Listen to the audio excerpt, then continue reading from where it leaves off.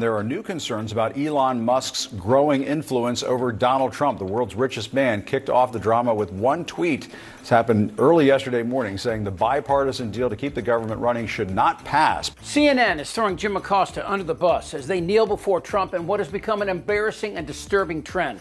Acosta, who is a ratings leader, will now be moved from midnight to 2 a.m. Why? Because Acosta is a bulldog for bullshit, and he will eviscerate the incoming gang of incompetent knuckles and stand toe-to-toe with the Kash Patels and his attack on the media. We're going to come after the people in the media who lied about American citizens, who helped Joe Biden rig presidential elections. We're going to come after you. Whether it's criminally or civilly, we'll figure that out. But yeah, we're putting you all on notice. But now the only people who will see Jim are bartenders and drunks surfing cable. You know, they used to call the media the fourth estate because the first estate was the clergy, the second estate was the nobility, the third estate was the bourgeois, and the fourth estate was the press. Now, the first three estates were established in the French Revolution, where people put the heads of their corrupt government officials on poles across Paris, and the fourth estate came along to write about it. Today, though, the fourth estate is owned by the second and third estates, and it's being decimated as we speak. At next week's inauguration, in the VIP section, next to alcoholic Pete Hegseth, conspiracist RFK Jr., give me 25 grand and I'll say anything Pam Bondi,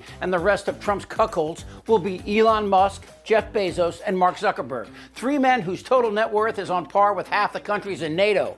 And they have all bent over and grabbed their ankles for Trump and has promised to leave them alone and allow them to continue to build their wealth.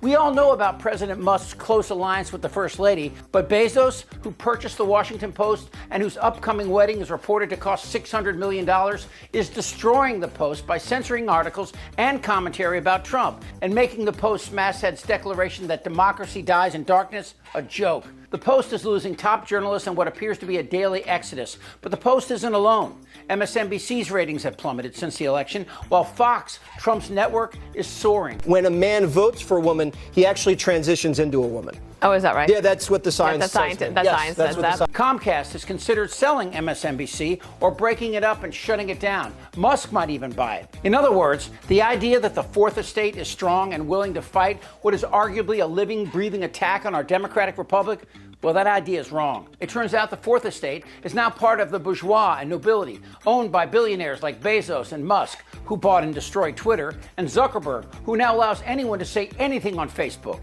In other words, the freedom of the press now lies in the hands of a few billionaires. The president-elect joined him, warning any Republican who supported the deal would be primaried. Elon Musk is out there saying, kill this deal, and then it's killed. And I know that we often talk on television, on cable news about things being unprecedented.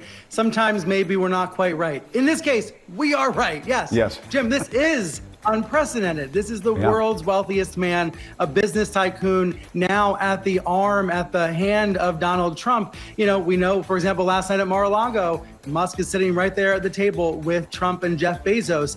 He really is the best buddy in chief. And that's why this deserves a lot of scrutiny. Acosta is a smart guy whose critical thinking skills are no match for Trump's tribe of adolescent jerk-offs.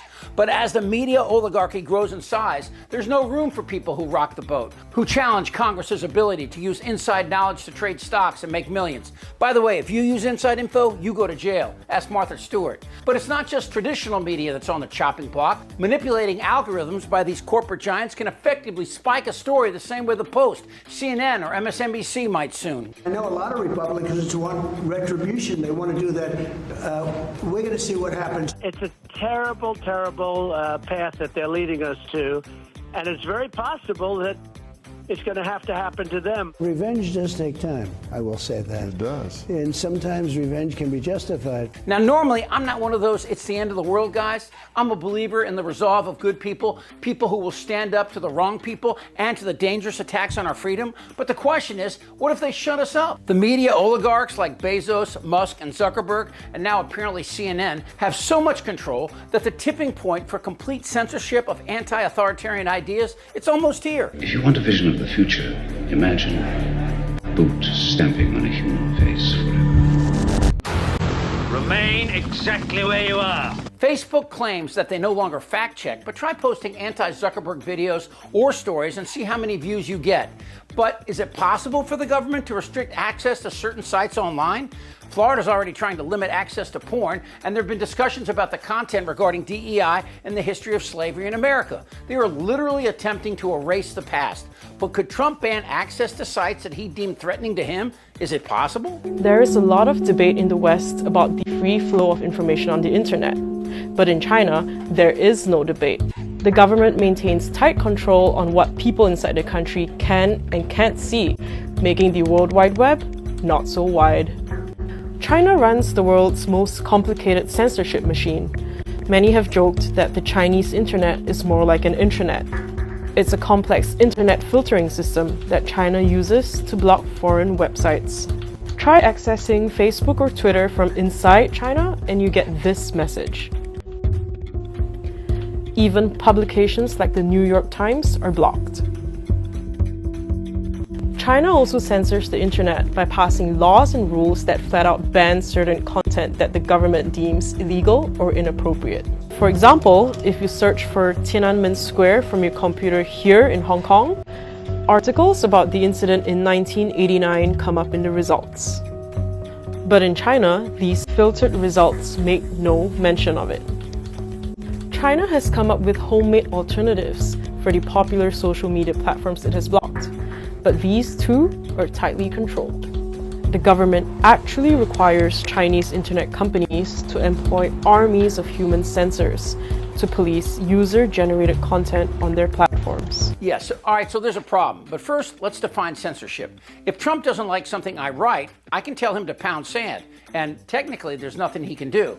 Except he could ask Musk or Zuckerberg to limit the reach of my comments. And of course, I can't write lies about private citizens, lies that could damage them personally or professionally. But what about the lies that Joe Rogan said about COVID, or Alex Jones says about school shootings? I think that the President of the United States shouldn't be saying Facebook is killing people, because that's nonsense on toast. I think that the Surgeon General of the United States shouldn't be out there calling for a whole of society, not even whole of government, a whole of society crackdown on misinformation, which he then fails to define. I think that Jen Psaki, as White House press secretary, shouldn't be telling Spotify that you got to do more about Joe Rogan here. That's crazy. Yeah, Matt's a libertarian who says that all speech should be protected. But that's not what the First Amendment says. Madison vowed to protect people from the government arresting them for dissent. We are in the twilight zone, where trillionaires see the truth as a threat. And since they own the apparatus that we use to express these thoughts, they can silence us through algorithms, bury us into oblivion. We're focusing on 2024 is my question. Okay, so I guess, Corey, what you're saying is that Donald Trump did not lose the 2020 election. Is that what you're saying? What I'm saying is Joe Biden is the president of the United States. You recognize that, and I recognize that. But let's talk about the 2024 election,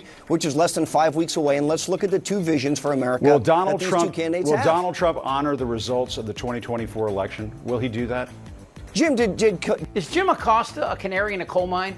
A wake-up call that says social media's rise and traditional media's demise has trapped us in a corner while Trump, Zuckerberg, Bezos, and Musk have their hands around our throats? In 1984, the government drove through the streets with listening devices, searching for voices of dissent. Today, they can do it from D.C., because every time you fire this up, they know right where you are and just what you want to say. Goddamn right. I may find some parts of the story to be offensive. They're eating the dogs. You're an idiot! And this guy's personal life is a total disaster. I think he's crazy. I'm Chip Franklin.